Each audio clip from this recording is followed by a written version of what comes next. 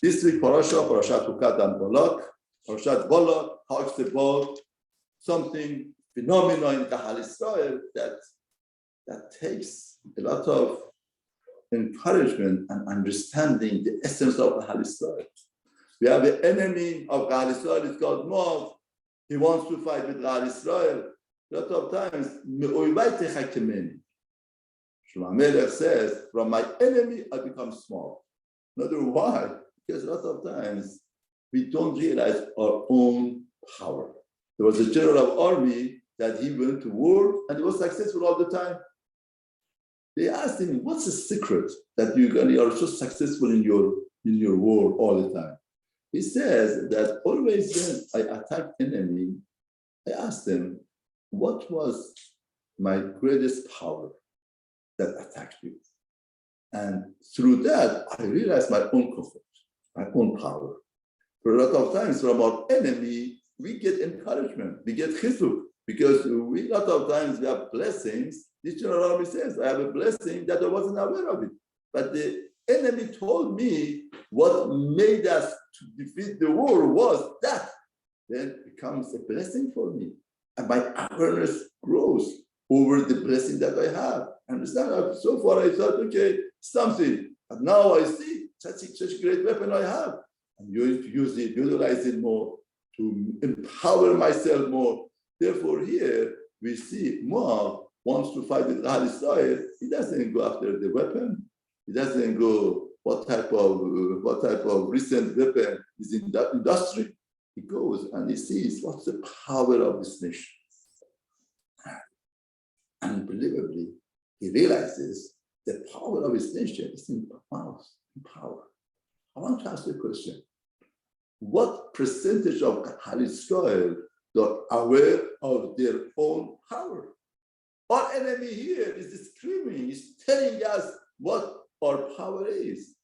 And what percentage of Kahal Israel realize that the real power of Kahal Israel is through their mouths, because they saw Moshe Rabbeinu through Tefillah tongues. Therefore, he was so convinced. It wasn't just a legacy. It wasn't just a story that he heard. He was so convinced that he said the only way to overcome this nation is with power of mouth.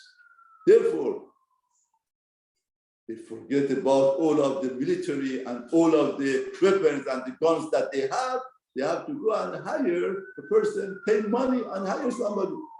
Bilam, it's very hard to catch Bilam and to convince him, but they said that's the only way. Once you feel that's the only way, he's so convinced. It wasn't just, okay, I use my military, I use it on the side. No, the only way to do it is through Bilam. And you see, he sends 1 time, 2 times, 3 times. Finally, he gets the Bilam to come. Now, Bilam is coming on the way. In other words, HaKadosh says, don't go. But he went, finally went. Now, Bilam knows that HaKadosh Baruch Hu doesn't want to curse this nation, but he goes because Chazal tells us he was greedy, he had a hatred for the Kahal Israel, and whatever that was, he went. What did Hashem do? Hashem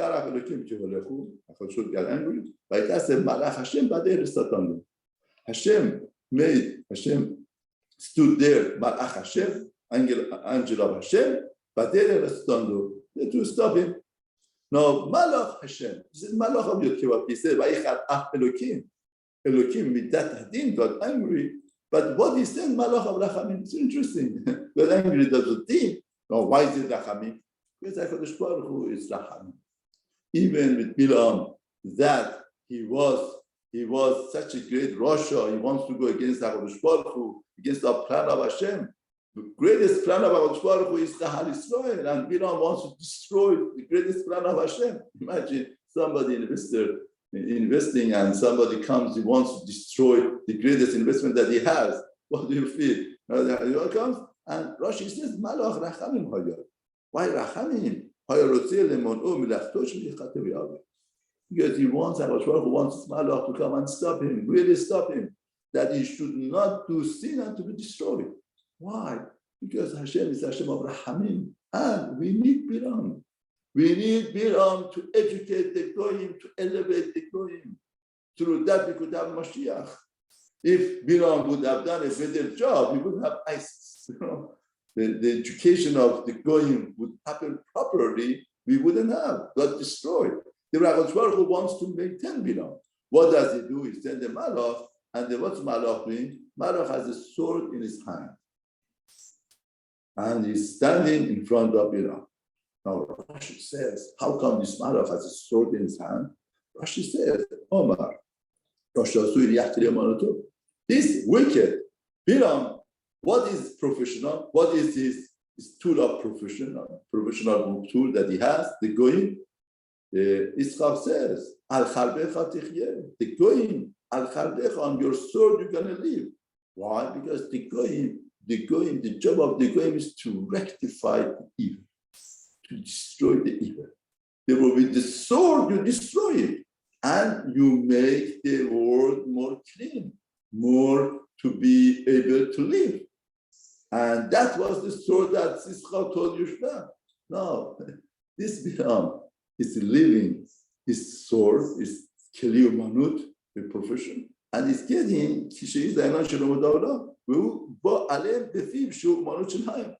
he's coming with his mouth, which is the tool of the Hal Israel.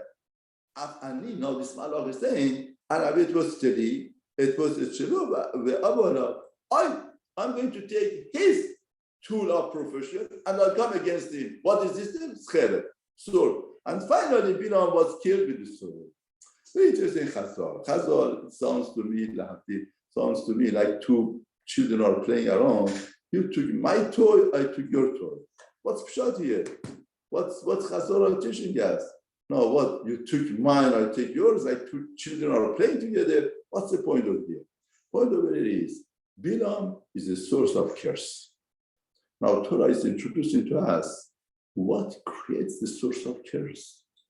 We feel somebody to be source of curse has to be very contaminated, has to be full of tumor, has to be drowned in tumor and any type of evil. Torah is telling us no, it doesn't have to go that far. To be source of evil is Bilam. Why? You see, Hakadosh Baruch Hu created the Goyim, created Bilam. And Hashem told him, you have a legacy in your life. You have something that you have to do. Your duty, your job is to rectify evil. Use this sword and destroy the evil in the world. And you would help the world to bring the Mashiach, to bring the perfection. But what happens to Bilam? Bilam doesn't like his job. He doesn't have that privilege that he has. He doesn't like the blessing that the Hakadosh Baruch Hu gave to him. And he's looking for something that doesn't belong to him. He doesn't have.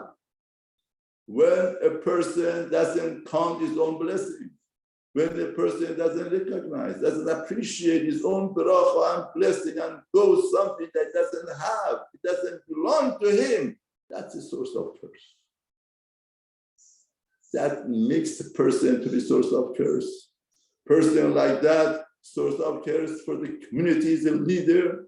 Father like that is source of curse for the family, for the children, for the wife. Wife like that is source of curse.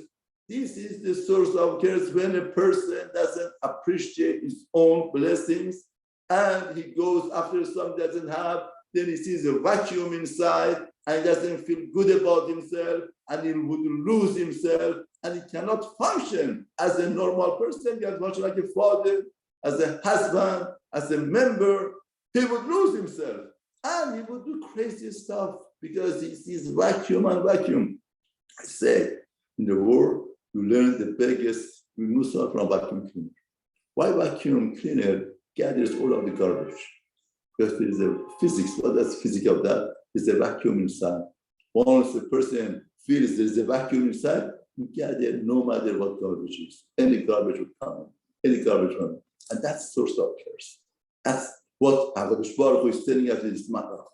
Malach is telling Bilam, you are making a mistake. Look at me, I'm a Malach of Hashem. I'm holding this sword with the pride, with the honor. You don't like it. I'm a Malach of Hashem. He's coming to point out to him, know your pride in life. What's your pride in life? The talent that you have. the blessing that God gave it to you, your family, your children, your talent, your intellect, whatever that Hashem gave you is the pride of your life. If you leave that, if you look for something that it's not in you, you open to yourself source of curse. That was the message of this Malach to Bilam. Just the opposite. If you understand our own comfort, understand our own privilege, and our own counting, it will be a source of bracha for ourselves, for our community, and for our family.